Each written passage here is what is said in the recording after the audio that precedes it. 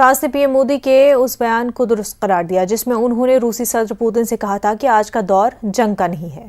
فرانسیسی صدر Immanuel Macron نے اقوام متحدہ کی جنرل اسمبلی سے خطاب کرتے ہوئے پی ایم مودی کے اس بیان کی سراہنا کی۔ پی ایم مودی نے گزشتہ ہفتے سمرقند میں شنگھائی تعاون تنظیم کے اجلاس کے دوران پوتن سے ملاقات کی تھی اور اس ملاقات میں مودی نے پوتن سے کہا تھا کہ آج جنگ کا وقت نہیں ہے، یہ وقت سفارتکاری جمہوریت کا ہے۔ پی ایم مودی نے پوتن سے بارہا فون پر بات کی ہے اور یوکرین کے ساتھ تنازع کو سفارتی طریقے سے حل کرنے کا مشورہ دیا ہے۔ اقوام متحدہ میں خطاب کرتے ہوئے فرانسیسی صدر میکرون نے کہا کہ ہندوستان کے وزیر اعظم نریندر مودی نے درست کہا کہ یہ وقت مغرب سے انتقام لینے یا مغرب اور مشرق کی مخالفت کا نہیں ہے، یہ وقت ہے کہ آزاد ممالک مل کر مستقبل کے چیلنجوں کا مقابلہ کریں۔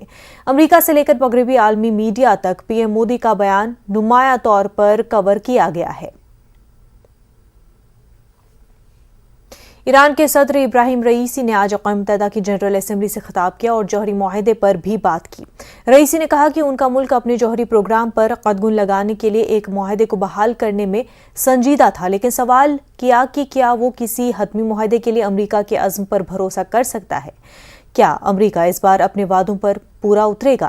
دوسری جانب یورپی یونین کے عہدیداروں نے خبردار کیا ہے کہ ڈیل حاصل کرنے کا راستہ بند ہونے جا رہا ہے۔ 2015 کے معاہدے میں اربوں ڈالر کی پابندیوں میں ریلیف کے بدلے ایران کے جوہری پروگرام کو روک دیا گیا تھا، جو تہران کا کہنا ہے کہ اسے کبھی نہیں ملا۔